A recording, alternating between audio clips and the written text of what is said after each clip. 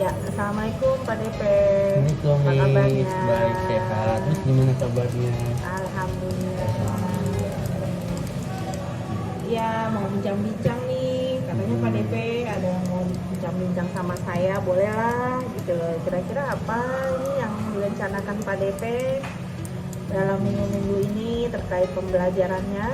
Nah, kalau untuk minggu ini kelas 10 itu kan materinya masuk ke materi diferensiasi sosial, di mana anak-anak itu akan belajar tentang adanya kelas-kelas sosial di lingkungan masyarakat, baik itu dari ekonomi, budaya, dan lain-lainnya.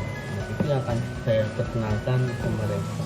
Iya, berarti itu sudah masih satu kompetensi ya Pak DP ya? Satu kompetensi tentang kompetensi diferensiasi sosial. Ya, untuk mengawalinya, tadi pertemuan pertama ya? Pertemuan pertama ya? Iya, pertemuan pertama pertama untuk materi sosial. kelas-kelas sosial ya. Nah, kira-kira yang Pak DP persiapkan apa untuk menyongsong kegiatan pertemuan pertama ini? Nah, untuk yang saya siapkan pertama kali itu mungkin pengalaman dia sendiri terkait Ya. perbedaan atau kelas-kelas sosial yang dia rasakan di kehidupan dia, Iya. baik itu di rumah, di kelas, ataupun di lingkungan bermain. Yang kedua itu yang mungkin dari video-video yang saya ambil dan dari artikel-artikel itu sendiri. Oh, jadi di awal, tapi berarti video tuh ada di pra activity ya? Yang pertama kali mungkin pengalaman dia dulu. Iya. Dari pengalaman Pengalaman dia biar dia tuh ada. Kira-kira seperti apa nanti strateginya Pak DP untuk menggali itu? Ya mungkin saya akan melakukan kayak semacam merefleksikan apa namanya bahasanya ya, merefleksikan mereka dalam berinteraksi itu seperti apa.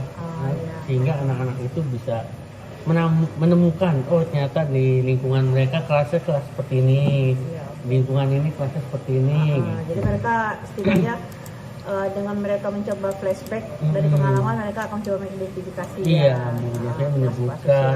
Itu sebelum nanti mereka akan diperkenalkan kan dengan materi itu. Jadi berarti tujuan dari pembelajaran kira-kira seperti apa rangkumannya Pak DP? Ya, tujuan pembelajaran sih sebenarnya dengan apa memahami materi diferensiasi sosial tuh peserta didik itu diharapkan dapat menjelaskan, menemukan bentuk-bentuk kelas sosial, mengidentifikasi kelas-kelas sosial yang ada di masyarakat, sehingga ketika nanti dia bertemu dengan kelas-kelas sosial tersebut tidak terjadi bentrokan, konflik, tidak terjadi nggak menciptakan jurang antara si kaya dengan si miskin misalnya.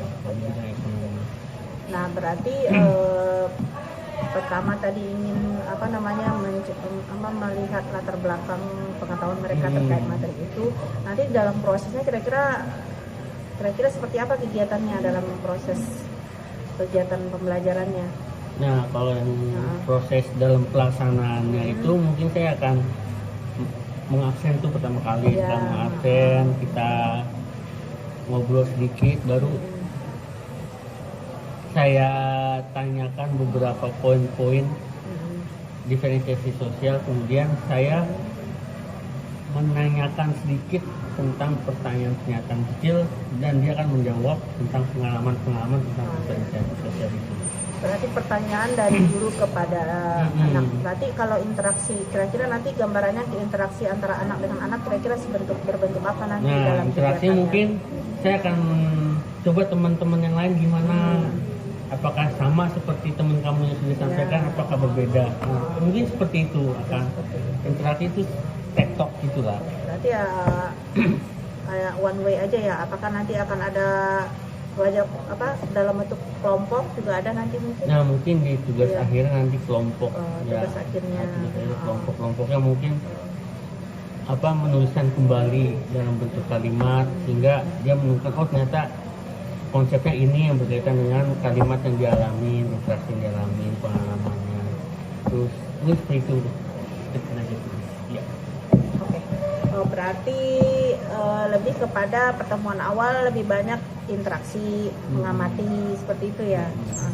Terus nanti untuk satu kali pertemuan itu kira-kira apa satu hal yang ingin dicapai oleh Pak DP dalam satu pertemuan terkait materi kelas-kelas sosial ini?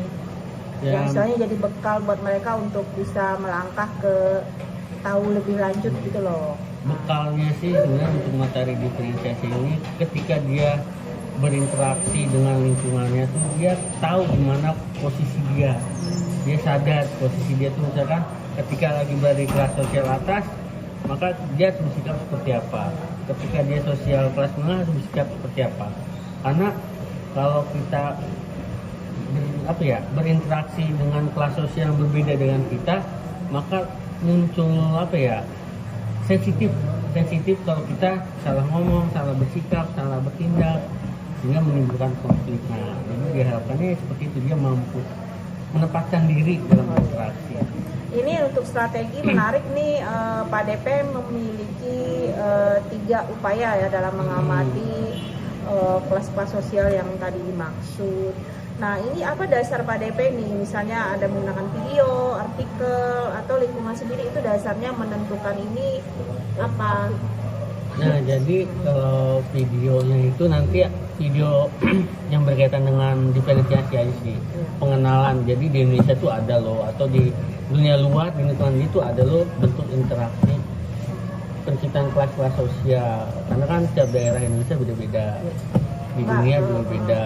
Mungkin ini kan begitu. mereka bisa merujuk pada lingkungan, video, artikel. Nah, untuk memilih, untuk menentukan anak akan memilih lingkungan, apakah ini bebas atau mungkin Pak DP sudah mengelompokkan anak untuk yang mengarah ke lingkungan kelompok ini, atau bagaimana? Apakah mereka diberi kebebasan untuk memilih, atau mungkin mereka ingin menggunakan tiga-tiganya?